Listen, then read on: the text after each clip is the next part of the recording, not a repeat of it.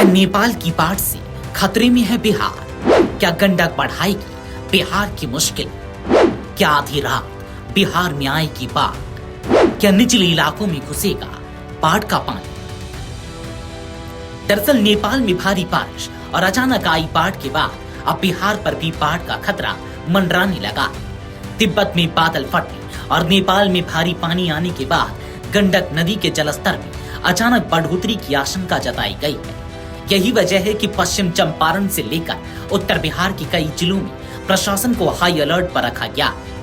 नदी किनारे और निचले इलाकों में रहने वाले लोगों से सतर्क रहने और जरूरत पड़ने पर तुरंत सुरक्षित स्थानों पर जाने की अपील की गई।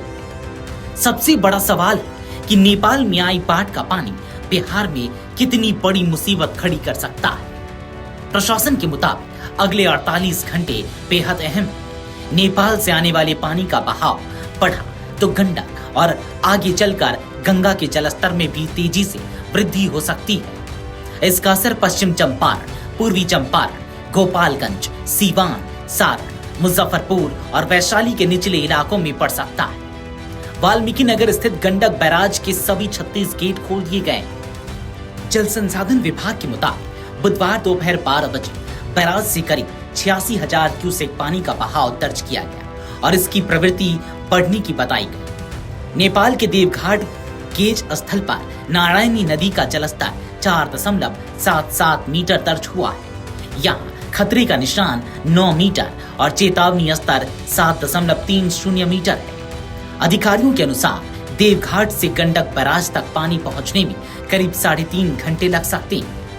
पश्चिम चंपारण में गंडक किनारे बसे इलाकों पर खास नजर है। पिपरासी, भितहा, ठकराहान, सिद्धवान, बगहा, नौतन, योगापट्टी, मधुबनी, पैरिया और लौरिया जैसे प्रखंडों को संवेदनशील माना गया है। प्रशासन ने नदी के जलस्तर और तटबंधों की लगातार निगरानी के साथ प्रभावित गांवों में माइकिंग शुरू कर दी है।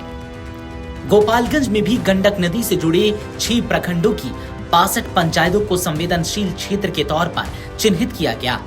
इनमें सदर, कुचायकोट, मांझा, बैकुंठपुर, बरौली और सिद्धवलिया शामिल है। पूर्वी चंपारण में अरेराज, केसरिया और संग्रामपुर पर निगरानी बढ़ाई गई है। मुजफ्फरपुर में पारू, सरैया और साहिबगंज भी संवेदनशील इलाकों में शामिल है। वैशाली जिला प्रशासन ने लालगंज, हाजीपुर सदर, राघोपुर, बिदुपुर, देहरी, सहदेई, बुजुर्ग और महनार में विशेष सतर्कता बरती। जिलाधिकारी ने लोगों से अपील की है कि वे अफवाहों पर ध्यान न दें और सिर्फ प्रशासन की ओर से जारी सूचना पर भरोसा करें। बाढ़ की आशंका को देखते हुए राहत और बचाव की तैयारियां भी तेज कर दी गई है। एनडीआरएफ और एसडीआरएफ की टीमें सक्रिय की जा रही हैं। तटबंधों का निरीक्षण लगातार जारी है और राहत सामग्री का भंडारण किया जा रहा है।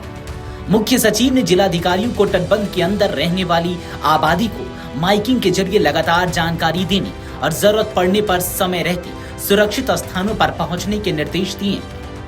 बेगूसराय में भी गंगा के बढ़ते जलस्तर को देखते हुए प्रशासन ने 8 प्रखंडों की 39 पंचायतों के 189 गांवों को संभावित बाढ़ प्रभावित क्षेत्र के तौर पर चिन्हित किया है। यहाँ 267 नावें तैयार रखी गई हैं, जिनमें 21 सरकारी नाव, 239 निजी नाव और 7 मोटर बोट शामिल हैं। इसके अलावा 80 राहत शिविर और 228 सामुदायिक रसोई केंद्र भी तैयार रखे गए हैं।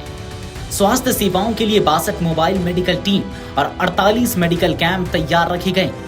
पशुओं के लिए भी अलग से चिकित्सा शिविर और चारे का इंतजाम किया गया है। उधर कोसी नदी को लेकर फिलहाल बड़ी राहत की खबर है। भीमनगर कोसी बैराज से शाम 6 बजे करीब 1,31,340 क्यूसेक पानी डिस्चार्ज हुआ, जबकि नेपाल के बराह क्षेत्र में 95,450 क्यूसेक पानी दर्ज किया गया। फिलहाल कोसी के जलस्तर में बड़े बदलाव की संभावना नहीं जताई गई, लेकिन बिहार की चिंता सिर्फ गंडक के पानी तक सीमित नहीं है। नेपाल के रसुवा जिले में भोटकोशी नदी की बाढ़ ने भारी तबाही मचाई है। रसुवागढ़ी सीमा शुल्क कार्यालय के 14 कर्मचारी लापता बताए जा रहे हैं और नेपाल में सेना, पुलिस और हेलीकॉप्टरों की मदद से बड़े पैमाने पर रेस्क्यू ऑपरेशन चलाया जा रहा है। इसी प्राकृतिक आपदा के बाद बिहार प्रशासन नेपाल से आने वाले पानी को लेकर अतिरिक्त सतर्कता बरत रहा है। संभावित संकट को देखते हुए केंद्रीय गृह मंत्री अमित शाह ने बिहार के मुख्यमंत्री सम्राट चौधरी से फोन पर बात की है।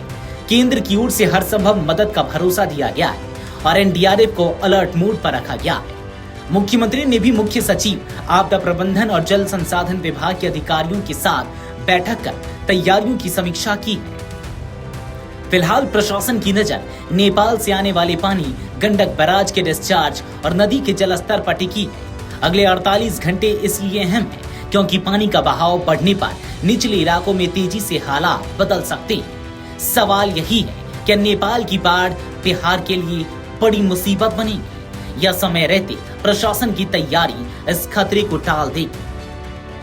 वीडियो डेस्क अमरुजाला.com। इसी प्रकार की वीडियोस देखने के लिए हमें सब्सक्राइब करना ना भूलें और एस्ट्रोलॉजी से जुड़ी लेटेस्ट जानकारी के लिए डाउनलोड करें माई ज्योतिष ऐप। इसी प्रकार की वीडियोस देखने के लिए हमें सब्सक्राइब करना ना भूलें और एस्ट्रोलॉजी से जुड़ी लेटेस्ट जानकारी के लिए डाउनलोड करें माई ज्योतिष ऐप।